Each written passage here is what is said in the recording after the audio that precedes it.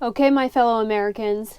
Actually, it's not just Americans on this channel. We've got Australians, I think there's someone from Egypt, I know there's someone from Israel, and I know there's one dude from Scotland, and everybody keep an eye on him because you know how they can be. The Scottish are hilarious. I actually road tripped Scotland a couple years ago. I did the perimeter, and I got into 3 accidents because no one has told those people that you're actually supposed to drive on the other side of the road. So look out. I have started moving into the van. I've been getting all of my gear in here, all of my food, clothes, everything else, and we are really close to takeoff. I got my 401k because 2 financial institutions who do not have their shit together cannot possibly come up with a solution. They actually have to mail it to me, and then I put it in a new envelope and mail it to the next rollover institution, because that makes sense. There's no way that could get screwed up, right? Anyway, so at this point, I do not have an exact day of takeoff because we have a major rain system coming through the south right now, and there'd really be no point in leaving during that because I'll just have to sit in here. But I'm going to catch you up to speed on what has been put in here, and then we got to plan where I'm going to go. I am only doing short driving legs, and that is not a joke. That is not a short person's joke, because I do actually have short driving legs and short walking legs. I'm not going to do long distances between locations, because that is, from experience, the quickest way to wear yourself out when you're on the road. All of these beautiful van couples who have 2 people driving, and maybe the shelter dog named Bailey hops in there and drives, they've got some options. They can take a break. When you're the only person doing all the work, you will get worn out very quickly. Plus, you'll miss all the fun stuff, right? All the small towns in between.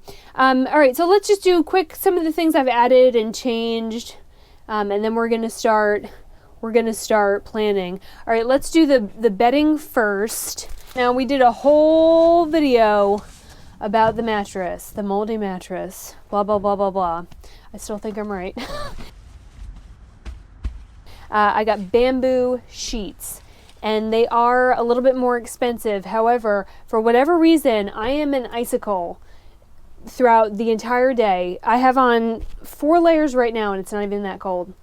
I have a very hard time regulating my body temperature. I'm small and not a lot of insulation. But I'm a hot sleeper. The second I get into bed, it's like a human lava lamp. I don't know why that is, but it happens. So bamboo sheets are the best cooling sheets that you can buy. I know sometimes you'll read online, they say microfiber does the same thing and it's cheaper.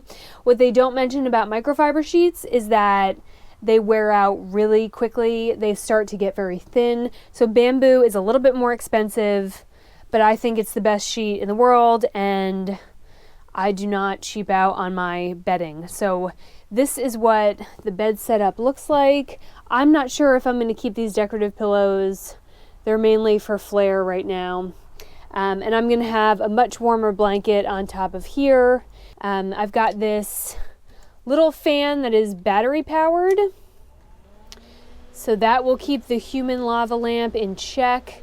I got that on Amazon, so I can actually charge it with a USB, and that way it is not pulling on the marine batteries below.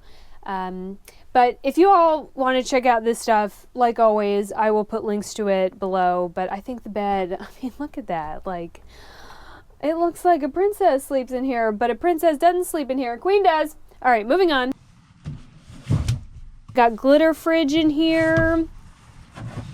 And I added pockets. I added pockets. How fabulous is that? I swear, Liberace would just faint. We've talked about security in the van. I'm totally worried about people breaking in and stealing stuff. But I did find on Amazon this solar-powered faux alarm light that it's just a little blink, the little soft blink of the light, and it looks like a car alarm light, but it's not. And it was like $8. And I thought, that's a pretty good chunk of change to spend if it just deters somebody if they see it and they're like, meh, not worth it. So I got that, and it's solar powered, so it's not anything additional. But all right, now let's do the important shit now. Okay. All right. I asked the fine state of South Carolina if they would please mail me a highway map with their cities and towns, because I thought the $1.99 to buy it myself was just ridiculous. I'm trying to save some money. But I'm going to stop at each of the tourist entryways and get a map and kind of plot it as I go. So I'm looking for small, historic, unusual, and under-traveled towns. I've really hit the big major cities in the U.S. already.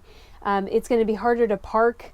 It's going to be more expensive in those places. And I want to see the little towns in America that nobody else bothers to go to because, they're not millennial cool. Okay, so that's what we're aiming for. And if some of you have taken the time to look at my photography, you know that I photograph historic architecture. I love old buildings. I am a total asshole everywhere else in this universe, but you put me in front of an old building with beautiful architectural detail, and I'm like actually friendly and approachable. It's really bizarre. So we are aiming for the lesser traveled path, okay? And let's just only plot a little bit in ahead. Some of you gave me advice about Louisiana, and there's a lot to see in between Wilmington and Louisiana, so one step at a time. And as of right now, all of you watching this are now location scouts. So I'm going to be out doing stuff. I may not have all the time in the world to find the cool spots, but all right, so here's what we're working with. This, and I'm going to have to push the screen out of the way, I'm sorry. Up around here is where Wilmington is, and then typically, if you are going to drive the coast, you just come straight on down and until you get to Charleston. I have a bunch of girlfriends in Charleston that I would like to see. I've traveled Charleston way too many times. I'm not actually thrilled about seeing it, but I know that a lot of you would like to see it. And if that's still the case, then I will take the time to video and do some stories in Charleston proper. If not, I'm probably not going to spend a whole lot of time there. But so we've got here to work with, and there is plenty of opportunity here. So if you, Georgetown is on my list.